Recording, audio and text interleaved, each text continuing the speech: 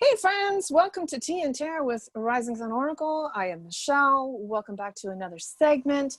I am super excited about today's guest, and I know you're going to be equally excited. It's Angela from Mystic Moon Oracles. Angela, thanks for joining us. Hi. How are you? I'm good. How are you? I am fantastic. Is it like a joining. split screen? Are we both on the screen?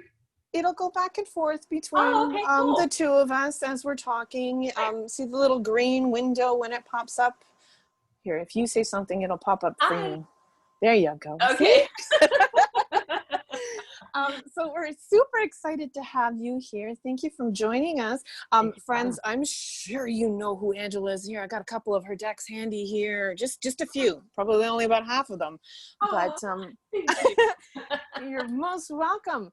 I pass it over to you. Introduce yourself, share with the audience who you are and what you do. All right. Well, my name is Mystic Moon, but I go by Mystic Moon Oracles on my channel. I've been doing tarot for quite some time, but I started my YouTube channel in November 2017.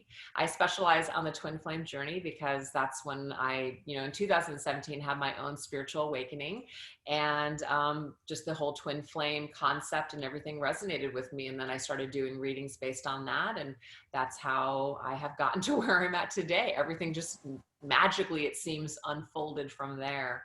And so I do tarot card readings, mostly based on soul connections. I don't really do career, life purpose, or anything like that. But yeah, I started creating tarot decks and oracle decks in, the next year, so 2018. And I have about 14 decks. I have a 15th one on the way. It's just, something that's fun and creative. And yeah, that's it. That's amazing. Impressive. 15 decks. Man, there are people out there that have way more than that. That's nothing.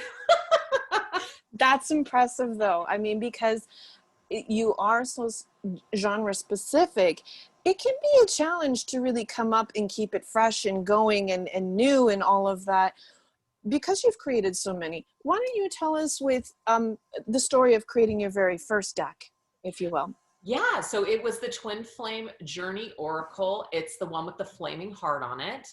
And that one right there, it was just based basically on all of the different feelings that I had throughout the years. And then obviously when I had my spiritual awakening and just everything that I tied to my own twin flame experience, it was just all the different emotions. So it's a very, it's a bright but also shadowy deck. So it's a nice mixture of both, which I just love decks that have an equal amount, because that's just realistic. And then that's life, dark and light. And so I just felt like that was just the perfect for me at the time. A good starting point, I guess. And then all the other decks just kind of morphed from there. But yeah, that's probably my most favorite prized deck, is because that was my first. You never forget your first. I never forget my first. Always holds a special place for you. That's right. Can I ask, what's the most popular deck of yours that people seem to gravitate to? Do you know? Good question. So yeah, the most popular deck I would probably say is my Twin Flame Journey Oracle, so my original. And I don't know if it's just because it's been out there the longest or people really resonate with it, but people love the Twin Flame Messages Volume 1 with the red rose. They freaking love that one. Mm-hmm. And I can actually see the ones that you have. They're my older versions. And so you don't have the ones with the nice pretty flower. So I'm gonna have to get you a couple of updated versions. Oh, is the content on the cards different? It's the same exact, but it is just the outer, like the backs of the cards have this really pretty flowery design on them. Then I have a collector edition. Is that what you have a collector's edition? Yes, you do. Exactly. But those are probably two of my favorite, not my favorite, but maybe the crowd favorites decks are those two. And I'm going to tell you the least sold deck that I have, which makes no sense to me, but it kind of does, is my Mystics Midnight Oracle. And I think the reason why is because not a lot of people are into the whole Halloween vibe and they don't maybe understand it. I use it as a very shadowy deck, but not a lot of people are into shadow work, which is totally fine. But yeah, when I created that deck, I was the most excited about that deck ever. And it's it's the least popular. Well, it's combining a love of yours, like you said, Halloween, and you, Yeah. some people can really shy away from shadow work because it is difficult. It's harder to, the messages are harder to hear, etc. But I love your shadow deck here, this one here. Thank you. I find that that's a really nice.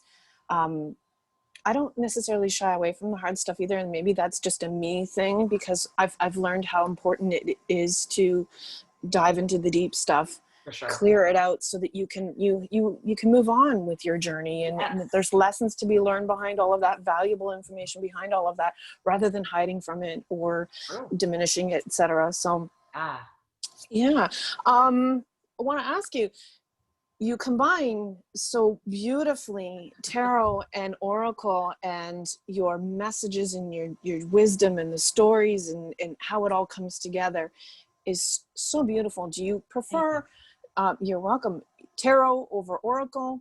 Do you have a preference at all?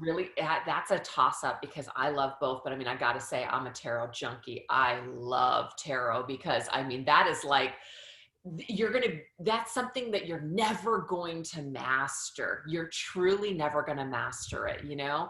And so I just feel like I'm like a student for life when it comes to tarot. There are certain things that I feel like, yeah, I got the real meaning of this card. I've been reading for 20 plus years now. And then all it takes is for someone else, whether it's on YouTube or, you know, reading or something, where I'm just like, wow, I never saw the card in this way. And so it's just constantly growing for me. So I just have a love for tarot because it's like, it's just amazing. I just respect it. Mm-hmm.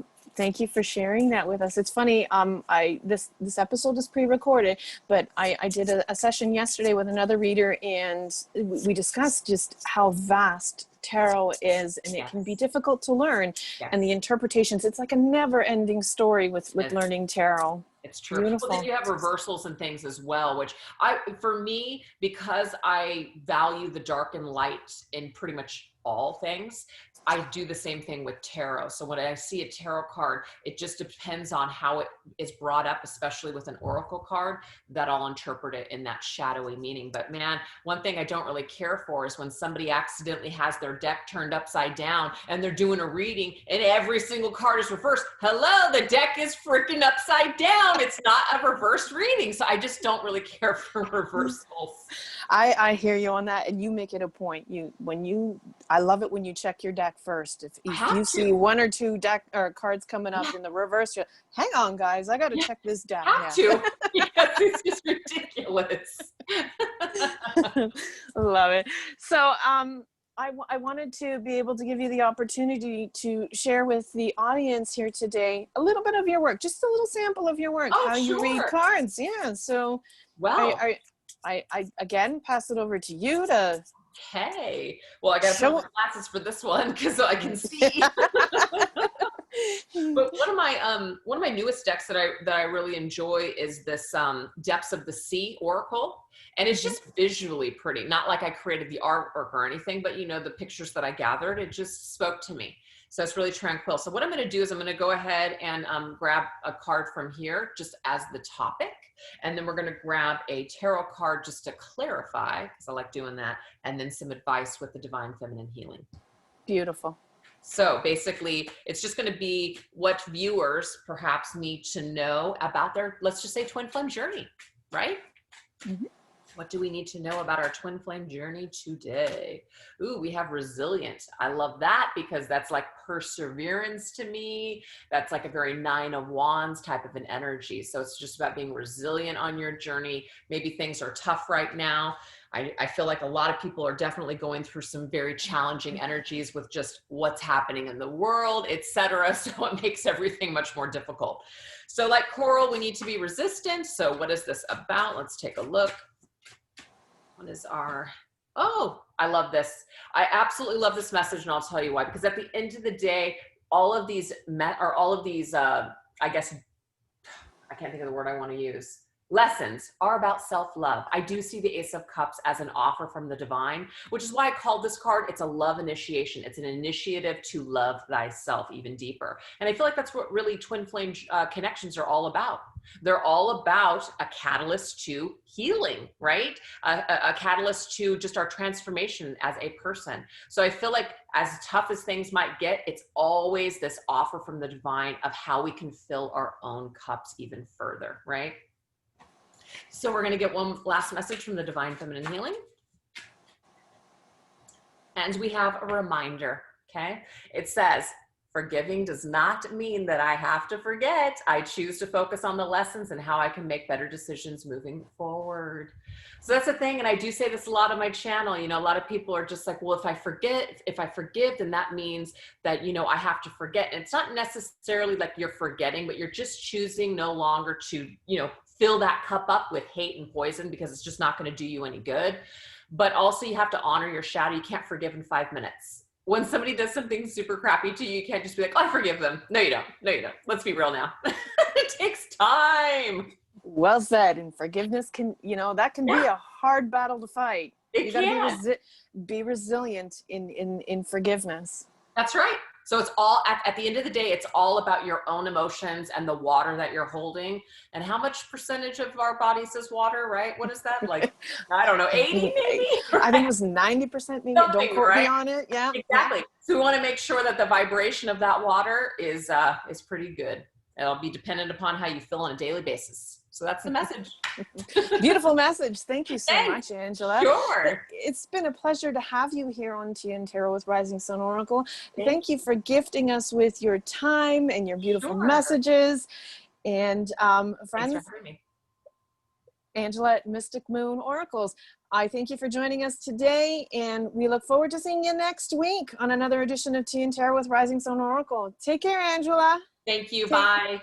Take care, friends. Bye.